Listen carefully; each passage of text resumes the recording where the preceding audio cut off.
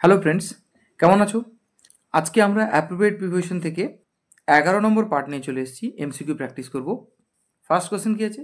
He was admitted dash the room. অ্যাডমিটের পরে কি প্রিপোজিশন বসে? তাহলে অ্যাডমিটের পরে 3 রকম প্রিপোজিশন বসে। অ্যাডমিটের পরে টু প্রিপোজিশনও বসে, অ্যাডমিটের পরে ইনটু প্রিপোজিশনও বসে, আবার অ্যাডমিটের পরে অফ প্রিপোজিশনও বসে। এখন আমাদের দেখে নিতে হবে অ্যাডমিট টু কখন বসে। যখন ভর্তি করা অর্থ প্রকাশ করছে তখন অ্যাডমিটের পরে টু প্রিপোজিশন বসে। অ্যাডমিট ইনটু যখন অর্থ প্রকাশ করবে প্রবেশাধিকার, তখন যখন অর্থ প্রকাশ করছে প্রবেশাধিকার দেওয়া, তখন অ্যাডমিটের পরে ইনটু। অফ কখন বসবে? যখন অ্যাডমিটের অর্থ বোঝাচ্ছে স্বীকৃতি পাওয়া। এবং অ্যাডমিটের পরে অফ বসার একটা শর্ত আছে, সেটা কি না, ইম্পার্সোনাল সাবজেক্ট হতে হবে। কি সাবজেক্ট? সেন্টেন্সের সাবজেক্টটা যদি ইম্পার্সোনাল হয়, যেরকম কন্ডাক্ট। কন্ডাক্ট কথার অর্থ কি? আচরণ। তাহলে কন্ডাক্ট একটা ইম্পার্সোনাল সাবজেক্ট, তখনই অ্যাডমিটের পরে আমরা অফ প্রিপোজিশন বসাবো। এখন দেখে নেওয়া পালা, কোশ্চেনে যেটা দেওয়া আছে সেই কোশ্চেন অনুযায়ী কি প্রিপোজিশন বসবে। He was admitted dash the room. তাকে ভর্তি করা হয়েছিল বা প্রবেশাধিকার দেওয়া হয়েছিল। তাকে প্রবেশাধিকার দেওয়া হয়েছিল ড্যাশ দ্য রুম, মানে রুমের ভেতরে ঢোকার। তাহলে এখানে কি প্রিপোজিশন বসছে না, ইনটু। কেন ইনটু? না, যখন অর্থ প্রকাশ করবে প্রবেশাধিকার দেওয়া, তখন আমরা ইনটু প্রিপোজিশন বসাবো, সেই কারণে এখানে ইনটু প্রিপোজিশন বসবে। কিন্তু পরে কোশ্চেন আমরা যদি দেখি, ইয়োর কন্ডাক্ট, সাবজেক্ট কে আছে? Your conduct. এটা কি? Impersonal subject. কি সাবজেক্ট?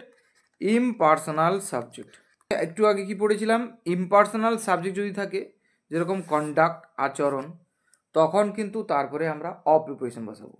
ইয়োর কন্ডাক্ট অ্যাডমিটস, তাহলে এখানে সাবজেক্ট কি আছে? Impersonal subject. ইমপার্সোনাল সাবজেক্ট থাকলে তখন অ্যাডমিটের পরে অফ প্রিপোজিশন বসে। কি প্রিপোজিশন? অফ। তাহলে your conduct admits of no excuse, তাহলে সঠিক উত্তর হবে অপশান এ। প্রথমটাতে তাহলে সঠিক উত্তর কি হয়েছিল? Option B, into. দ্বিতীয়তে আমরা দেখলাম অপশান এ, অফ হচ্ছে। 3 নম্বর কোশ্চেন আবার দেখব, রিতম ওয়াজ অ্যাডমিটেড ড্যাশ ক্লাস 8। রিতমকে ভর্তি করা হয়েছিল ক্লাস 8-এ। এখানে অর্থ প্রকাশ করছে ভর্তি করা। যখন অর্থ প্রকাশ করবে ভর্তি করা, তখন কি প্রিপোজিশন বসবে? ভর্তি করা অর্থ যখন প্রকাশ করছে তখন অ্যাডমিটের পরে টু প্রিপোজিশন বসার কথা। তাহলে এখানে কি প্রিপোজিশন বসবে? Ritam was admitted to class 8।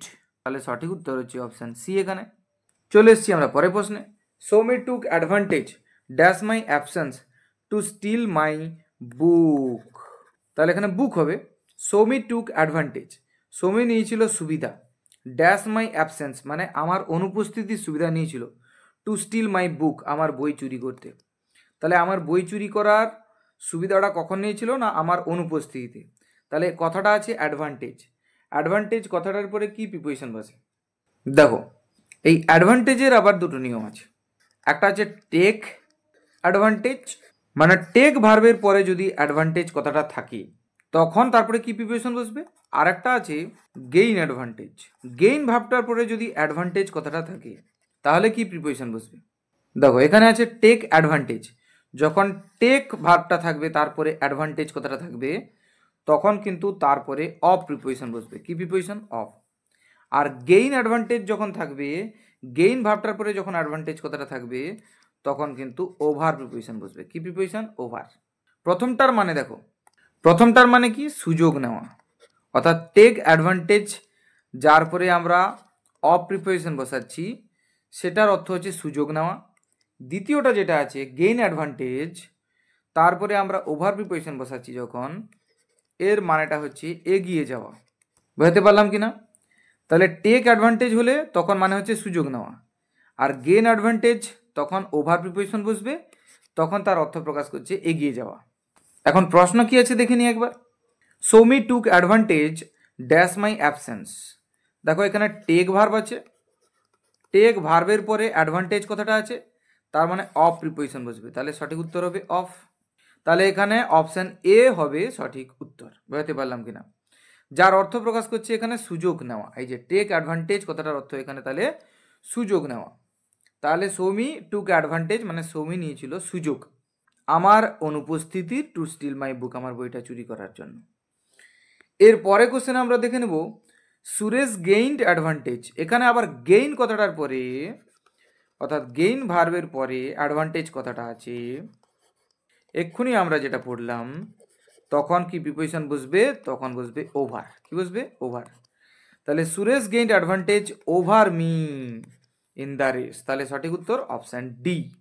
Gain advantage কথার অর্থ এগিয়ে যাওয়া, অর্থাৎ Suresh gain advantage of me মানে সুরেশ আমার থেকে এগিয়ে গেছিল ইন দ্য রেস মানে দৌড় প্রতিযোগিতায়, অর্থাৎ আমার থেকে সামনে ছিল। পরে প্রশ্ন কি আছে? The new law is advantageous dash us. দেখো কথাটা যদি অ্যাডভান্টেজিয়াস থাকে তখন কি হবে? এতক্ষণ তো আমরা দেখলাম অ্যাডভান্টেজ, যদি অ্যাডভান্টেজিয়াস কথাটা থাকে তখন কিন্তু সর্বদা তারপরে টু প্রিপোজিশন বসে। তাহলে এখানে সঠিক উত্তর কি হবে? অপশান সি টু, অর্থাৎ the new law is advantageous to us. তাহলে অ্যাডভান্টেজিয়াস তারপরে সর্বদা টু প্রিপোজিশন বসে। My plan is adverse. Adverse কথাটা যদি থাকে তারপরেও কিন্তু সর্বদা টু প্রিপোজিশন বসে। অ্যাডভার্স কথাটার অর্থ হচ্ছে এগেইনস্ট বা প্রতিকূল। এবারে দেখো ইন্টারেস্ট কথাটার অর্থ কি? স্বার্থ। অ্যাডভার্স কথাটার অর্থ কি? প্রতিকূল বা এগেইনস্ট। আমার প্ল্যান, আমার যে পরিকল্পনাটা তোমার স্বার্থের প্রতিকূলে অর্থাৎ তোমার স্বার্থের বিরুদ্ধে। তাহলে অ্যাডভার্স কথাটা যদি থাকে সর্বদা কি প্রিপোজিশন বসবে? টু। অ্যাডভার্সের পরে কি বসবে? টু। অ্যাডভার্সের অর্থ কি? এগেইনস্ট বা প্রতিকূল বা বিরুদ্ধে। তাহলে এখানে সঠিক উত্তর কি হবে? Option C, my plan is adverse to your interest. পরে প্রশ্ন আছে my brother has affection dash me. Affection কথার অর্থ কি? ভালোবাসা বা স্নেহ। আমার ভাইয়ের রয়েছে ভালোবাসা বা স্নেহ রয়েছে ড্যাশ মি আমার প্রতি। যদি অ্যাফেকশন কথাটা থাকে তখন ফর করলেও ঠিক হবে, আবার টুয়ার্ডস করলেও ঠিক হবে। তাহলে এই দুটোর মধ্যে যে কোনো একটা করলে ঠিক হবে। তাহলে অ্যাফেকশানের পরে কি বসবে? হয় ফর বসবে, না হলে টুয়ার্ডস বসবে। তাহলে এখানে সঠিক উত্তর এ হতে পারে অথবা সি হতে পারে। কিন্তু পরেরটা যদি দেখি আমরা, মাই ব্রাদার ইজ অ্যাফেকশনেট কথাটা আছে। কি কথাটা আছে? অ্যাফেকশনেট। অ্যাফেকশন না থেকে যদি অ্যাফেকশনেট কথাটা থাকে তার অর্থ কি? স্নেহশীল বা দরদি। তাহলে মাই ব্রাদার ইজ অ্যাফেকশনেট মানে আমার ভাই স্নেহশীল বা দরদি ড্যাশ মি আমার প্রতি। তখন কিন্তু টু বা টুয়ার্ডস এই দুটো প্রিপোজিশনের মধ্যে যে কোনো একটা প্রিপোজিশন বসবে। তাহলে অ্যাফেকশন থাকলে ফর বা টুয়ার্ডস, অ্যাফেকশনেট থাকলে টু বা টুয়ার্ডস। তাহলে সঠিক উত্তর এখানে এ হতে পারে অথবা ডি হতে পারে। এ বা ডি এর মধ্যে যে কোনো একটা হতে পারে। তাহলে অ্যাফেকশনের পরে কি হবে? ফর বা টুয়ার্ডস। আর অ্যাফেকশনেটের পরে কি হবে? টু বা টুয়ার্ডস। চলে যাব আমরা পরের প্রশ্নে। There is an affinity dash the two languages. এখন অ্যাফিনিটি কথাটা যদি থাকে তারপরে কি প্রিপোজিশন বসবে? দেখো অ্যাফিনিটি কথাটা থাকলে বিভিন্ন রকম প্রিপোজিশন বসতে পারে। প্রথমে লিখি অ্যাফিনিটি, অ্যাফিনিটির পরে বিটুইনও বসতে পারে, আবার এই অ্যাফিনিটির পরে অপও বসতে পারে, আবার সেম এই অ্যাফিনিটির পরে টু বা ফর এর মধ্যে যে কোনো একটা বসতে পারে। তাহলে এতগুলো প্রিপোজিশন বসবে। তো অ্যাফিনিটি কথার অর্থ কি? সম্বন্ধ। অ্যাফিনিটি পরে বিটুইন প্রিপোজিশন কখন বসবে? যখন তারপরে দুটো জিনিসের কথা উল্লেখ করাবে, two things, between two things. দুটো জিনিসের মধ্যে বোঝালে বিটুইন। আবার অফের পরে একটা জিনিসের কথা থাকবে, one thing, affinity of one thing, একটা জিনিসের সঙ্গে সম্বন্ধ আর একটা জিনিসের। আরেকটা যে জিনিস যখন বোঝাবে তখন আমরা বসাবো ফর প্রিপোজিশন। ফর দিয়ে কি? আরেকটা জিনিস মানে অ্যানাদার। অ্যাফিনিটি পরে অফ কখন বসবে? না একটা জিনিসের সঙ্গে আরেকটা জিনিসের তুলনা করা বোঝালে। দুটো জিনিসের কথা উল্লেখ থাকলে, টু থিংসের কথা উল্লেখ থাকলে তখন কিন্তু বিটুইন বসবে। টু বা ফর কখন বসবে? না যদি তার অর্থ প্রকাশ করে অনুরাগ বা প্রীতি। কি প্রকাশ করবে? অনুরাগ বা যখন প্রীতি অর্থ প্রকাশ করবে তখন কিন্তু অ্যাফিনিটি পরে টু বা ফর প্রিপোজিশন বসবে। এখন দেখে নেওয়ার পালা, আমরা যে এখানে কোশ্চেনটা পেয়েছি there is an affinity dash the two languages, এখানে অ্যাফিনিটি পরে কি বসবে? প্রথমে বলে দিই অ্যাফিনিটি কথার অর্থ এখানে সম্বন্ধ। তাহলে দেয়ার ইজ অ্যান অ্যাফিনিটি মানে এক সম্বন্ধ রয়েছে ড্যাশ দ্য টু ল্যাঙ্গুয়েজেস দুটো ভাষার মধ্যে। তাহলে দুটো ভাষা এই যে টু থিংসের মধ্যে যখন বোঝাবে তখন বিটুইন বসবে। তাহলে BETWEEN বিটুইন, সঠিক উত্তর হবে অপশান ডি। পরে কোশ্চেন আছে দ্য অ্যাফিনিটি ড্যাশ মিল্ক, দুধের সঙ্গে সম্বন্ধ। এখানেও সম্বন্ধ অর্থ প্রকাশ করছে। দুধের সঙ্গে কার? না ওয়াটার, জলের। তাহলে মিল্ক বলছে ওয়ান থিং, একটা জিনিসের সঙ্গে আর একটা জিনিস। তাহলে ওয়াটার হচ্ছে অ্যানাদার থিং। একটা জিনিসের সঙ্গে আর একটা জিনিসের সঙ্গে যখন সম্বন্ধ প্রকাশ করছে তখন প্রথমে কি বসবে? প্রথমে বসবে অফ, অফ ওয়ান থিং, অর্থাৎ অ্যাফিনিটি অফ মিল্ক মানে দুধের সঙ্গে সম্পর্ক কার? না জলের। তখন তারপরে বসবে ফর, ফর ওয়াটার। তাহলে অফ প্রিপোজিশন তারপরে ফর, অর্থাৎ of one thing for another, of milk for water. তাহলে অফ ফর মানে অপশান ই। তাহলে সঠিক উত্তর হচ্ছে অপশান ই। পরের প্রশ্ন আছে she feels a strong affinity, সে অনুভব করে। অ্যাফিনিটি মানে অনুরাগ বা প্রীতি। এখানে সে অনুভব করছে প্রবল অনুরাগ বা প্রবল প্রীতি বা শক্তিশালী প্রীতি বা প্রচুর প্রীতি, প্রচুর অনুরাগ। অ্যাফিনিটির অর্থ অনুরাগ বা প্রীতি ড্যাশ হিম তার সঙ্গে, প্রবল অনুরাগ বা প্রীতি সে অনুভব করে। তাহলে এখানে অ্যাফিনিটির পরে কি বসবে? না টু বসবে। কেন কি আমরা এখানে কি দেখেছিলাম? টু বা ফর, অনুরাগ বা প্রীতি অর্থ প্রকাশ করলে টু বা ফর আমরা ব্যবহার করতে পারি। তাহলে এখানে কি বসাবো? টু। তাহলে টু তো আছে এখানে অপশন সিতে, ফরও আছে, তাহলে সিডি দুটোই হতে পারে। তাহলে অ্যাফিনিটির পরে টু বা ফর যে কোনো একটা হতে পারে যদি তার অর্থ প্রকাশ করে অনুরাগ বা প্রীতি।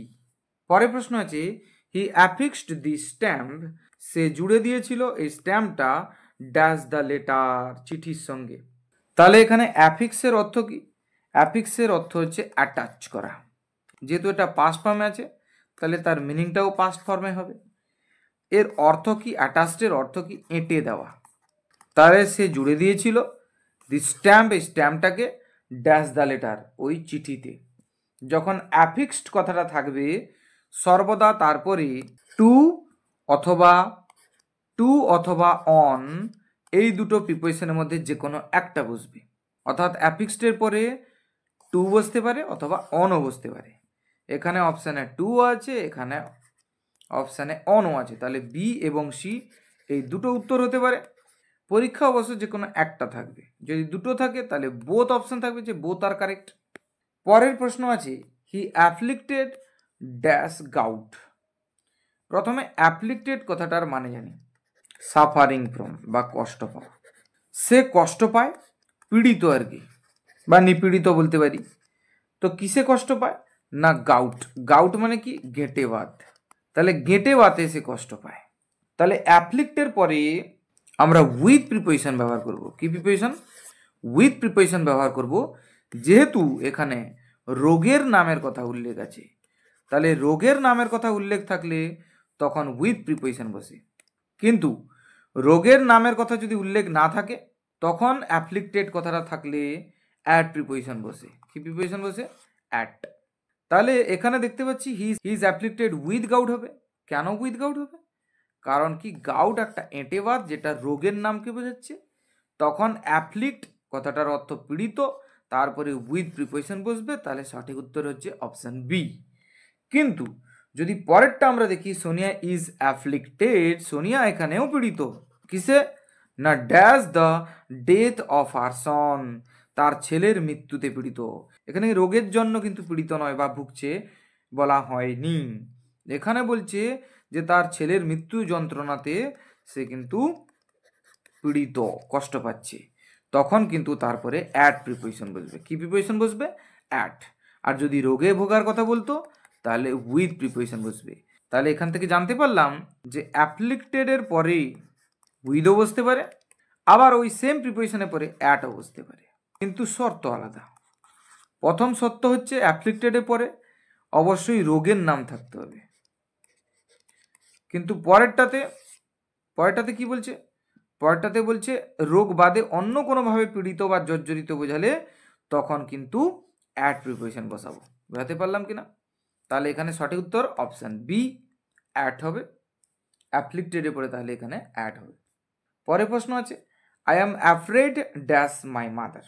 এখন অ্যাফ্রেড কথাটা যদি থাকে সর্বদা তারপরে অফ প্রিপোজিশন বসে। অ্যাফ্রেড কথার অর্থ কি? ভীত। I am afraid of my father, মানে আমি ভয় পাই আমার বাবাকে। তাহলে এখানে অপশন এ হবে সঠিক উত্তর। পরের প্রশ্ন আছে, the girls were agog dash excitement at the start of the match. বলছে ম্যাচের শুরুতে দ্য গার্লস মেয়েগুলো ওয়্যার অ্যাগগ। অ্যাগগ মানে কি? অ্যাগগ কথাটার অর্থ হচ্ছে আকুল বা ব্যগ্র, আরও সোজাভাবে বললে অস্থির বোঝায়। তাহলে মেয়েগুলো অস্থির হয়ে গেছিল। অ্যাগগ কথাটার অর্থ হচ্ছে অস্থির হয়ে যাওয়া। কিসে? না ড্যাশ দ্য এক্সাইটমেন্ট। এক্সাইটমেন্ট মানে উত্তেজনায়। উত্তেজনায় at the start of the match মানে ম্যাচের শুরুতে। এখন কোশ্চেন, অ্যাগগ কথাটা থাকলে তারপরে কি প্রিপোজিশন বসে? অ্যাগগের পরে সর্বদা উইথ প্রিপোজিশন বসে। কি বসে? উইথ বসে। তাহলে এখানে সঠিক উত্তর কি হবে? Option B, agog with. পরের প্রশ্ন আছে, I agree dash you dash this point. এখন এগ্রি যদি কথাটা থাকে, এগ্রির পরে বিভিন্ন রকম প্রিপোজিশন বসতে পারে। দেখো এগ্রির পরে 3 রকম প্রিপোজিশন বসতে পারে। আচ্ছা, এগ্রি কথাটার অর্থ কি? রাজি হওয়া। আই এগ্রি ড্যাশ ইউ, আমি রাজি হচ্ছি ড্যাশ ইউ মানে তোমার সঙ্গে। তাহলে এগ্রির পরে যদি কোনো পার্সনের কথা বলা হয়, তাহলে এগ্রির পরে উইথ প্রিপোজিশন বসবে। কি বসবে? উইথ। যদি কোনো পয়েন্টের কথা বলা হয়, তাহলে ওয়ান প্রিপোজিশন বসবে। কি বসবে? অন। যদি প্রস্তাবের কথা বলা হয়, তাহলে টু প্রিপোজিশন বসবে। কি প্রিপোজিশন? টু। তাহলে আই এগ্রি উইথ ইউ, কেন না ইউ এখানে পার্সনের কথা বলা হয়েছে। ইউ একজন পার্সন, তো পার্সনের কথা বলা হলে তার আগে এগ্রির পরে উইথ প্রিপোজিশন বসাতে হয়। দিস পয়েন্ট, দেখো এই পয়েন্ট কথাটা যদি থাকে তার আগে অন প্রিপোজিশন বসাতে হয়। তাহলে এগ্রির পরে তখন অন বসবে। তাহলে সঠিক উত্তর দাঁড়াবে উইথ আর অন। উইথ অন আছে অপশান ডিতে, তাহলে সঠিক উত্তর হবে অপশান ডি। বোঝাতে পারলাম কিনা?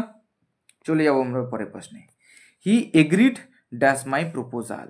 জাস্ট এক্ষুনি আমরা দেখলাম এই যে প্রস্তাব যদি বোঝায় তখন কিন্তু এগ্রির পরে টু প্রিপোজিশন বসবে, অর্থাৎ সে রাজি হয়েছিল আমার প্রস্তাবে। তাহলে এগ্রির পরে টু প্রিপোজিশন কখন বসবে? যদি তারপরে প্রস্তাবনার কথা বলা হয়। তাহলে প্রস্তাবের কথা উল্লেখ থাকলে তখন কিন্তু এগ্রির পরে টু প্রিপোজিশন বসবে। তাহলে সঠিক উত্তর তখন হবে option C, the climate of this place is agreeable. এখন এগ্রি না থেকে যদি এগ্রিয়েবল কথাটা থাকে তখন তারপরে কি প্রিপোজিশন বসবে? এখন এগ্রিয়েবল কথাটার অর্থ হচ্ছে মনোরম বা আনন্দদায়ক। এগ্রিয়েবল কথাটা যদি থাকে সর্বদা তারপরে টু প্রিপোজিশন বসে। তাহলে the climate of this place is agreeable to them. তাহলে সঠিক উত্তর হচ্ছে অপশান সি। পরের প্রশ্ন আছে, Monalisa reached here much ahead. Monalisa এখানে পৌঁছে গেছিল অনেক আগে, দ্য স্কেডিউলড টাইম। নির্ধারিত সময়ের অনেক আগে পৌঁছে গেছিল। যখন পূর্বে অর্থ প্রকাশ করছে অ্যাহেডের দ্বারা বা আগে অর্থ প্রকাশ করছে, তাহলে আমাদেরকে জানতে হবে যে অ্যাহেডের পরে কি প্রিপোজিশন বসে। না অ্যাহেডের পরে সর্বদা অফ প্রিপোজিশন বসে। তাহলে এখানে সঠিক উত্তর কোনটা হবে? Option D, Monalisa reached here much ahead of the scheduled time. তাহলে সঠিক উত্তর হচ্ছে অপশান ডি। তাহলে অ্যাহেডের পরে কি বসবে? অফ বসবে। Monalisa reached here much ahead of the scheduled time. পরের প্রশ্ন আছে, Anil aimed dash the flying bird. কথাটা আছে এইমড। এইম কথাটার অর্থ কি? তাক করা। তাহলে অনিল তাক করেছিল ড্যাশ দ্য ফ্লাইং বার্ড, উড়ন্ত পাখিটিকে। তাহলে এখানে এইম কথাটার পরে কি প্রিপোজিশন বসবে এটাই আমাদের জানতে হবে। সর্বদা অ্যাট প্রিপোজিশন বসে। কি বসে? অ্যাট। তাহলে এইম অ্যাট। তাহলে সঠিক উত্তর হচ্ছে option A, Anil aimed at the flying bird. পরের প্রশ্ন আছে, মাই ফিলিং ফর হিম, তার জন্য আমার যে অনুভূতি, is akin dash pity. Akin মানে কি? সমজাতীয়।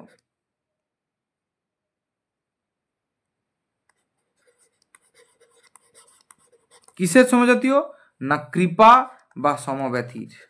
তাহলে কৃপা বা সমব্যথার সমান বলা হচ্ছে। অ্যাকিন কথাটা যখন থাকবে তারপরে কি প্রিপোজিশন বসে?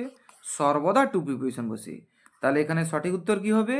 Option C, to. তাহলে অ্যাকিনের পরে কি হবে? To, akin to. পরের প্রশ্ন আছে, she is alarmed dash the news. দেখো অ্যালার্মের পরে দু রকম প্রিপোজিশন বসে, অ্যালার্মডের পরে অ্যাড বা বাই বসে, আবার অ্যালার্মডের পরে ফরও বসে। এখন কোশ্চেন, অ্যালার্মডের পরে অ্যাড বা বাই কখন বসে?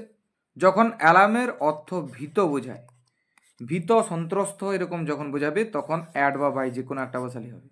কিন্তু যখন সচেতন করা বা সজাগ করা অর্থ প্রকাশ করবে তখন কিন্তু অ্যালার্মডের পরে ফর প্রিপোজিশন বসবে। যেরকম দেখো এখানে কি কোশ্চেন আছে, she is alarmed dash the news, সেই খবরটাতে অ্যালার্মড সচেতন করা অর্থ বোঝাচ্ছে না, সে ওই খবরটাতে ভীত মানে ভয় পেয়ে গেছে, তাহলে এখানে অ্যালার্মডের অর্থ ভীত। যখন অ্যালার্মডের অর্থ ভীত তাহলে তারপরে অ্যাটও বসাতে পারি অথবা বাইও বসাতে পারি। তাহলে সঠিক উত্তর এখানে অপশান এ হতে পারে, বাই তো অপশানে নেই, তাহলে বাই থাকলে বাইও হতো। কিন্তু পরেরটা যদি আমরা দেখি, মাই মাদার ইজ অ্যালার্মড, এর অর্থ এখানে সচেতন, ড্যাশ মাই সেফটি, মানে আমার নিরাপত্তা নিয়ে আমার মা সচেতন। তাহলে অ্যালার্মডের অর্থ এখানে সচেতন বা সজাগ। যখন সচেতন বা সজাগ তার অর্থ প্রকাশ করছে কার, অ্যালার্মডের অর্থ, তখন কিন্তু তারপরে কি প্রিপোজিশন বসবে, এই যে এখানে আমরা দেখলাম তখন ফর প্রিপোজিশন বসবে। তাহলে এখানে কি প্রিপোজিশন বসবে, ফর। তাহলে my mother is alarmed for my safety, তাহলে সঠিক উত্তর হচ্ছে তখন অপশান এ। তাহলে আজকের ভিডিও আমরা এখানে সমাপ্ত করলাম। যদি ভিডিওটি ভালো লেগে থাকে তাহলে অবশ্যই লাইক করো, কমেন্ট করে জানাও কেমন লাগলো, আর বন্ধুদের মধ্যে শেয়ার করতে ভুলো না। সাবস্ক্রাইব তো তোমরা অলরেডি করেই রেখেছো। Thank you very much.